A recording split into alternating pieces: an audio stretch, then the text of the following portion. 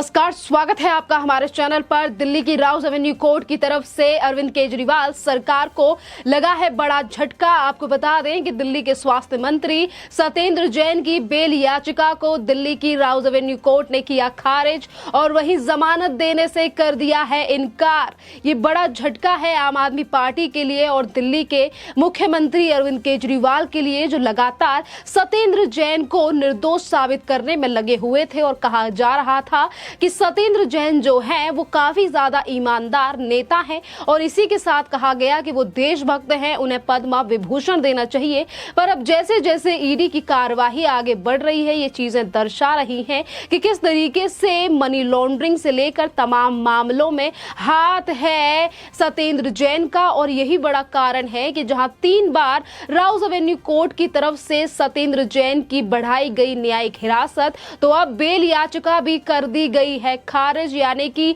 अब और भी दिन रहना पड़ेगा सत्येंद्र जैन को ईडी की कस्टडी में। आपको बता दें कि जिस तरीके के इनपुट्स हमें मिल रहे हैं, ये भी चीजें हो सकती हैं कि अभी सत्येंद्र जैन को भेजा जा सकता है तिहाड़ जेल। जिस तरीके से लगातार न्यायिक हिरासत बढ़ाई जा रही है सत्येंद्र जैन की, जो कि दिल्ली के स्वास्थ्य मंत्री हैं, और दिल्ली की आम आदमी पार्टी सरकार ने अभी तक नहीं लिया है सत्येंद्र जैन का इस्तीफा, जिसको लेकर उठ रहे हैं काफी ज्यादा सवाल कि एक नेता जिसके ऊपर इतने सारे मामले हैं, मनी लॉन्ड्रिंग से लेकर तमाम ऐसे मामले जिन पर जांच कर रही है केंद्रीय एजेंसी ईडी। और आपको बता दें कि जहां एक तरफ जांच चल रही है, लोगों के सवाल लगातार उठ रहे हैं कि आखिरकार अरविंद केजरीवाल सत्येंद्र जैन का इस्तीफा क्यों नहीं ले रहे हैं और बार बार पे ये क्यों कहा जाता है कि सत्येंद्र जैन काफी ईमानदार हैं, उन्हें फंसाने का प्रयास किया जा रहा है। आपको बता दें कि सत्येंद्र जैन एक तरफ आम आदमी पार्टी के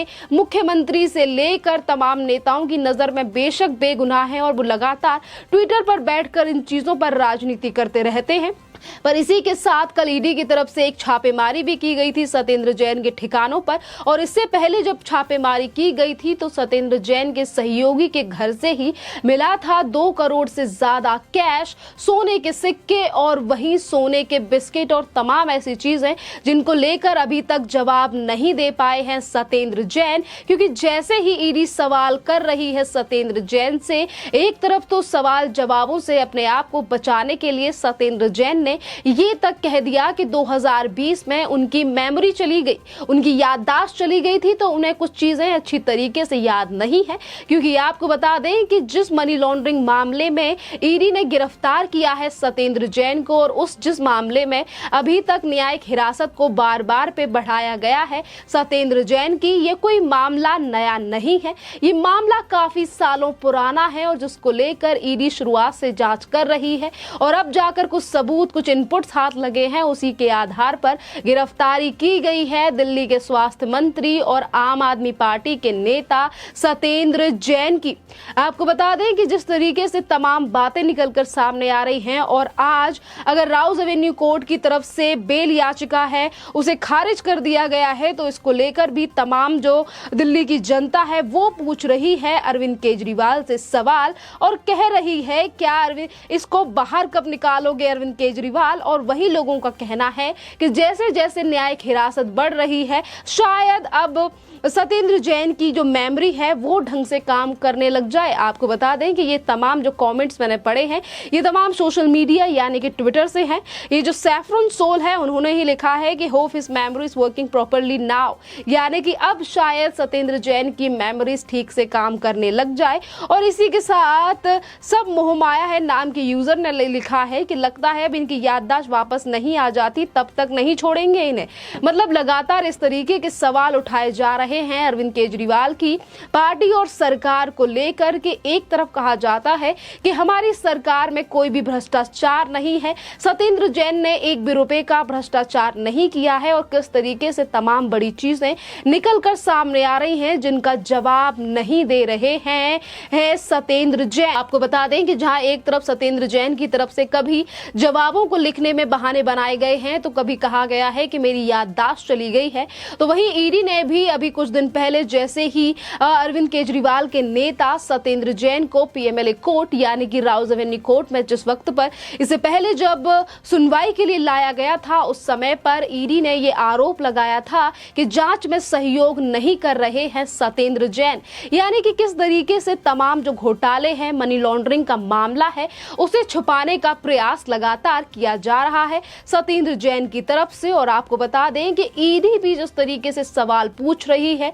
न्यायिक हिरासत को बढ़ा दिया गया है 14 दिन और इसके बाद अब कोर्ट का क्या फैसला होगा, क्या फिर से एक बार न्यायिक हिरासत बढ़ाई जाएगी सत्येंद्र जैन की। बार बार पे तिहाड़ जेल का नाम आ रहा है, तो क्या तिहाड़ जेल का नंबर है अब सत्येंद्र जैन के लिए? क्या अरविंद केजरीवाल अब इस्तीफा लेंगे अपने ईमानदार नेता का, जिनकी कस्टडी को लगातार बढ़ाया जा रहा है कोर्ट की तरफ से? यानी कि ईडी के पास कुछ तो ऐसे फैक्ट्स, कुछ तो ऐसी चीजें होंगी जिनके आधार पर बेल याचिका को भी खारिज कर दिया गया है और वहीं न्यायिक हिरासत को भी बार बार पे बढ़ाया जा रहा है सत्येंद्र जैन की। आपको बता दें कि जहां आम आदमी पार्टी के नेता सत्येंद्र जैन की मुश्किलें कम होने का नाम नहीं दे रही हैं, तो वहीं कुछ दिन पहले आम आदमी पार्टी के संयोजक यानी कि दिल्ली के मुख्यमंत्री अरविंद केजरीवाल ने तो ये तक कह दिया था कि अभी तो सत्येंद्र जैन को फंसाया जा रहा है और सत्येंद्र जैन के बाद मनीष सिसोदिया को भी गिरफ्तार किया जाएगा, उन्हें भी फंसाया जाएगा। वहीं अगर हम बात करें सत्येंद्र जैन की, तो सत्येंद्र जैन से कई जुड़े ऐसे मामले हैं जिन पर केंद्रीय एजेंसी जांच कर रही है और तमाम उन्हीं सवालों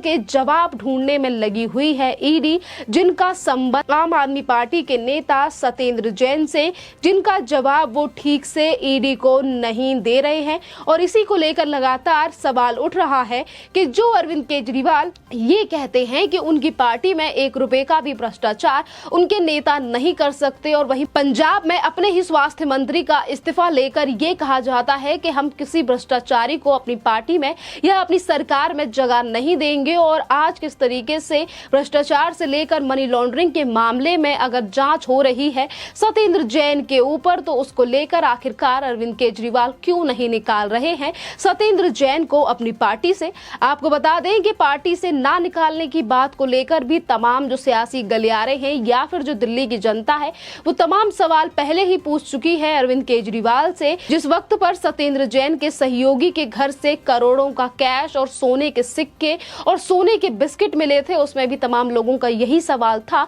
क्या अरविंद केजरीवाल इसीलिए सत्येंद्र जैन को अपनी पार्टी से निष्कासित नहीं कर रहे हैं, इसीलिए उनका इस्तीफा नहीं ले रहे हैं? तो अरविंद केजरीवाल ये बताएं कि ये जो आज इतना धन मिला है, इतना कैश मिला है, इसमें अरविंद केजरीवाल का कितना हिस्सा है? क्या यही कारण है कि अरविंद केजरीवाल सत्येंद्र जैन को इतने सारे आरोपों के लगने के बाद एक केंद्रीय जांच एजेंसी जांच कर रही है? कोर्ट की तरफ से भी बार बार पे झटके लग रहे हैं आम आदमी पार्टी के लिए, क्योंकि कभी न्यायिक हिरासत को बढ़ा दिया जाता है और आज तो बेल याचिका को ही रिजेक्ट कर दिया गया है। यानी कि ये साफ दर्शाता है कि तमाम ऐसे बड़े मामले हैं, तमाम ऐसे बड़े सवाल हैं जिनके जवाब में जो ईडी आज जुटी है और उसी का जवाब के लिए जानना चाहती है दिल्ली की कोर्ट, राउज एवेन्यू कोर्ट। और यही बड़ा कारण है कि आज जमानत नहीं दी गई है, इतनी कोशिशों करने के बाद भी आम आदमी पार्टी के नेता और दिल्ली के स्वास्थ्य मंत्री सत्येंद्र जैन, जिनको पद्म विभूषण देने की बात करते हैं दिल्ली के मुख्यमंत्री अरविंद केजरीवाल,